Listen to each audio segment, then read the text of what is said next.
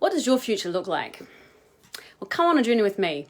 My ideal future, it looks like communities working together where they're empowered to create their own solutions to their problems versus being reliant on the government handouts or others to solve their problems.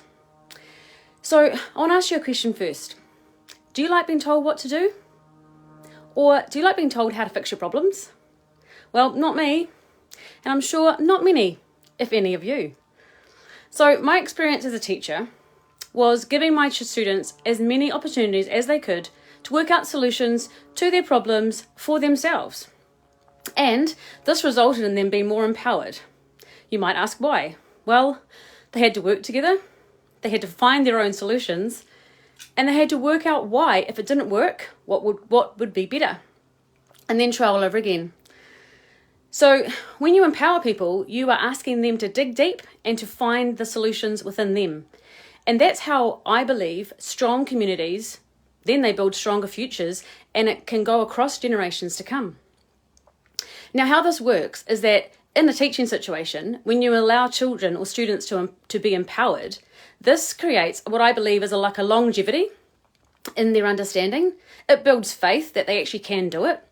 And then what I used to do in my classrooms was get them then to go and teach others. And what that comes back to is when we teach a man to fish. So we don't give him a fish, we actually teach him how to fish, so then he can provide for himself and be empowered going forward. So this is how grassroots solutions work and actually are successful in communities. But you know what? It actually takes a number of different components to actually make this work. So the first thing is you need strong and humble leadership. Because as a leader, or for example, a teacher in the classroom, you have to let go of that control that your students or your communities can actually find these solutions for themselves.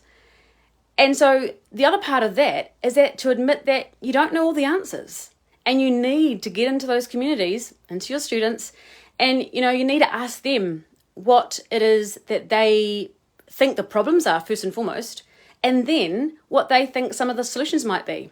Now, of course, you need boundaries for this, because otherwise it will be a little bit what happens next.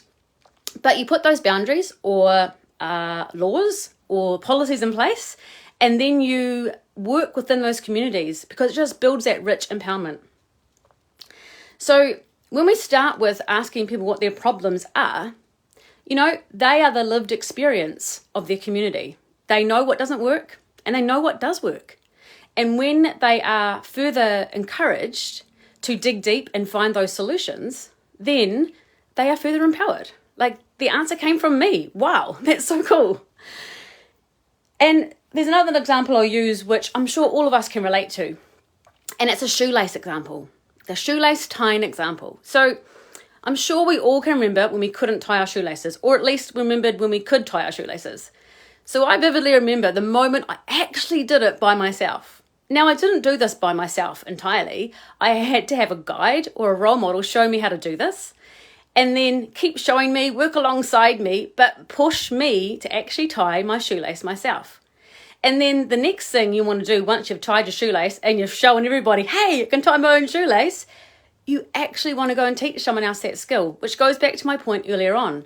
When we get our people, communities, students, to find that rich empowerment within themselves, to create their own solutions to their problems, to tie their own shoelace, and they teach it to someone else, that is so impactful, because you're not only passing on that skill, you're actually moving intergenerationally. We'll do that to our children for bigger problems, bigger solutions.